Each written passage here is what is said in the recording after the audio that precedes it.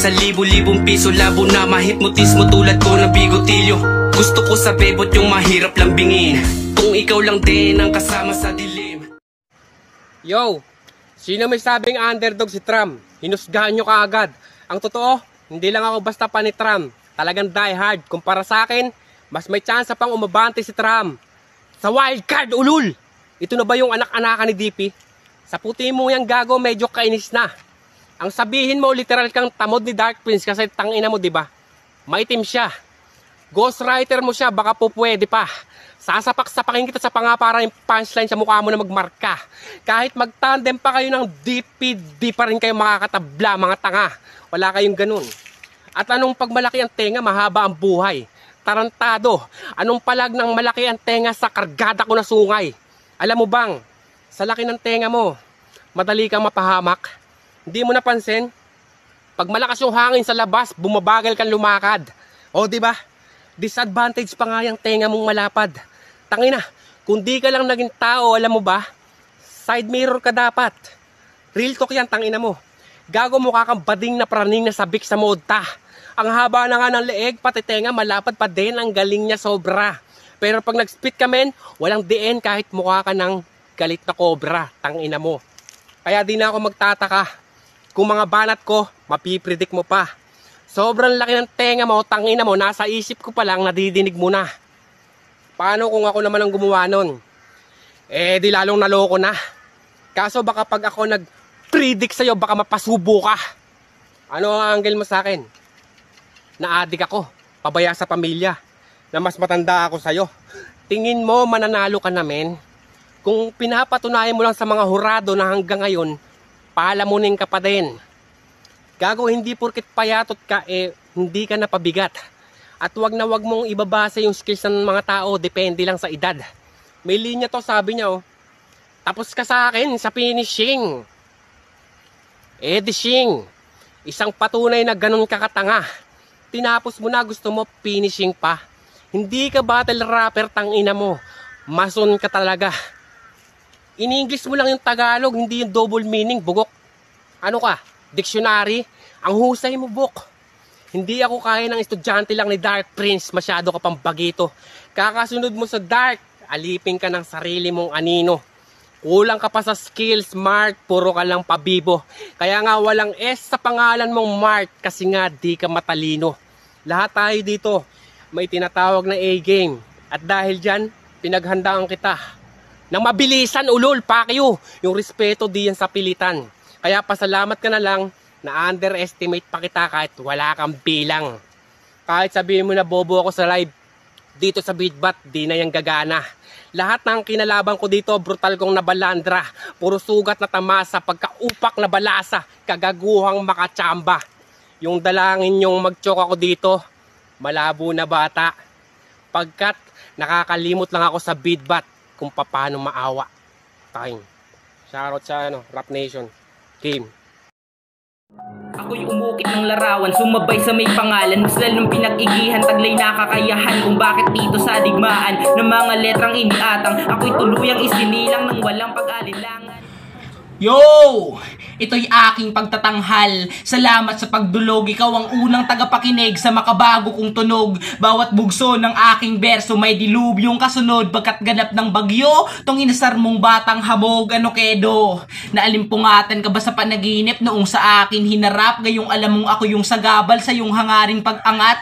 Mission ko'y hindi lang para sa sarili, bagkus para sa lahat. Pagkayabangan mo na tuldukan, yan yung aking puntong tatatak. Nadama ko ang yung takot. Animoy bata sa dilim, binantaan niya yung sarili ng makakapit sa patalim. Paano ka makikilala sa Beatbat kung panay ka pa sa ring? Maging imahe mo ngay hindi malinaw sa basag na salamin. Nakakatawa lang na ngayon tayo pinagtapat kung kailan wala ka ng pakinabang. Malas mo lang at hindi na ako yung gamugamong nais dumikit sa yung kasikatan. Naghihingalong karera yay malabong maagapan. Ilako mo man ang yung sarili, di nauugong ang pangalan. Ako'y harang dyan sa maingay na tila bantay lata.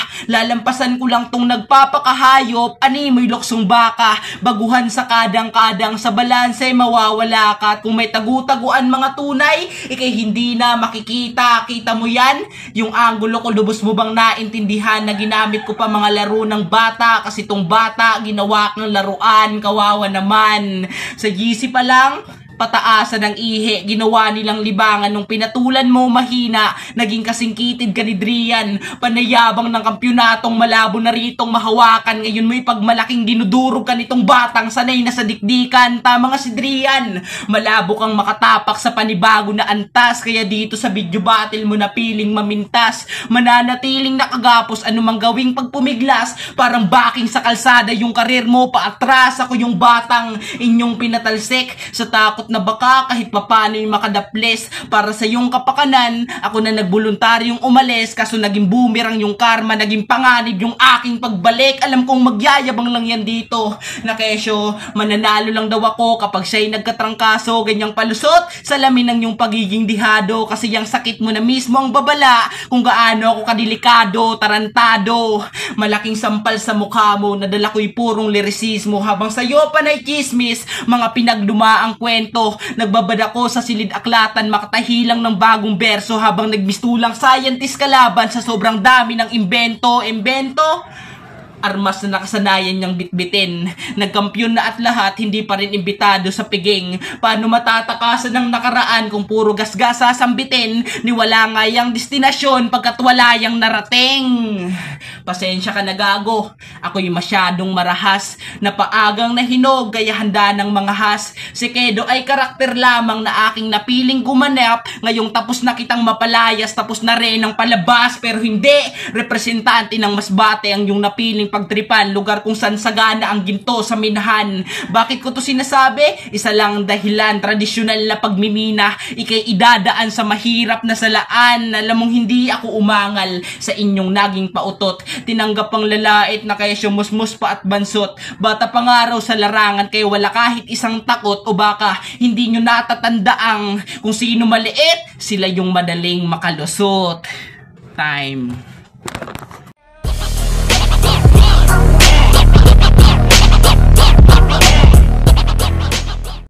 Alright, I'm not going to make this very long. My name is Doja, and I'm voting for Keto.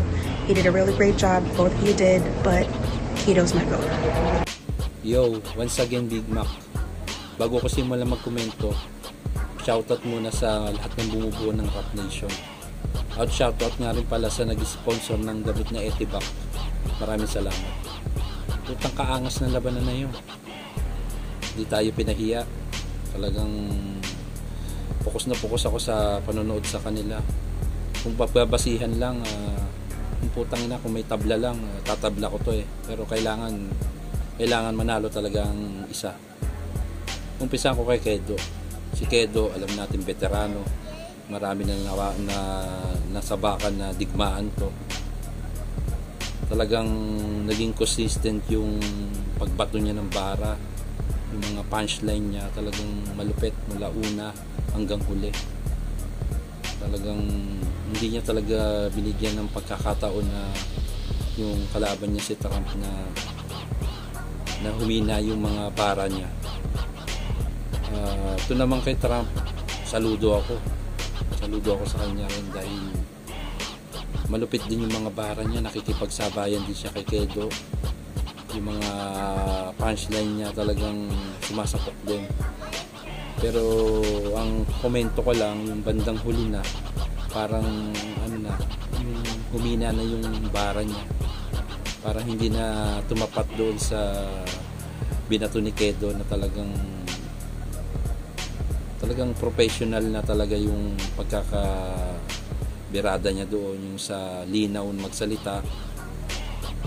Kaya ang boto ko Kedo. At kay Trump, magaling kang bata ka, pagpatuloy mo lang, malayo mararating.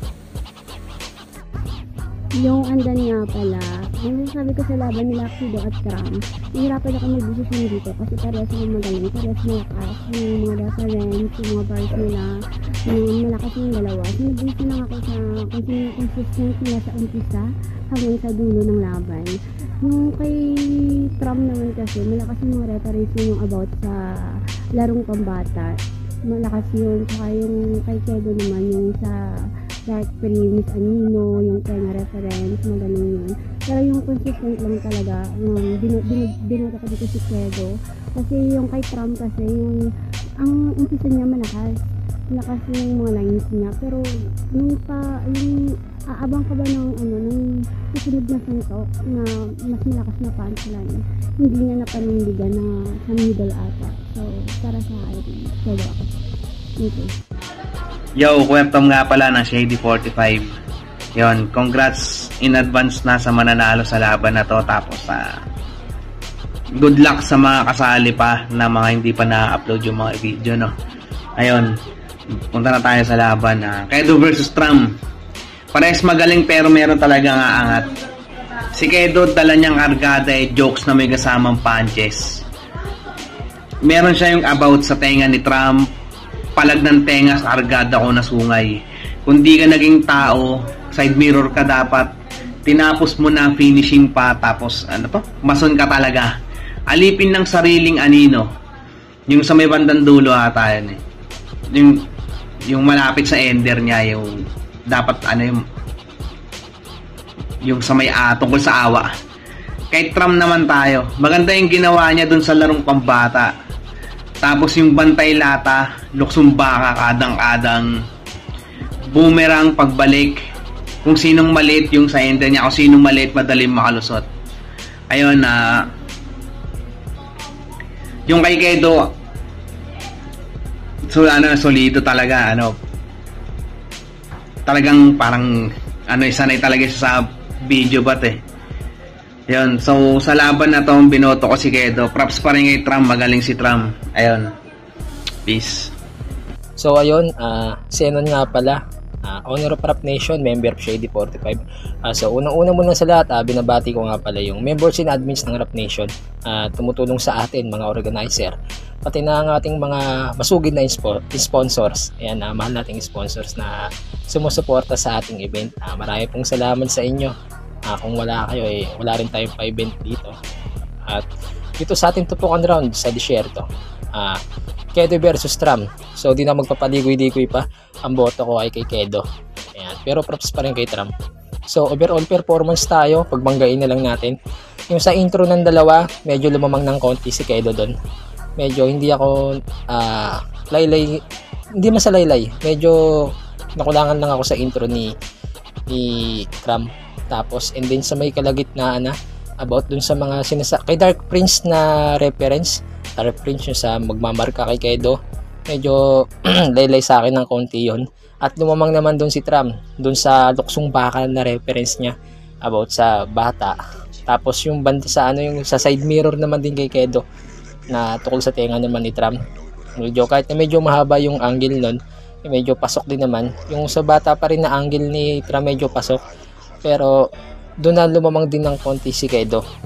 So bali ang performance naman nila doon na dalawa ay kung sino na lang yung lalilay sa kanila.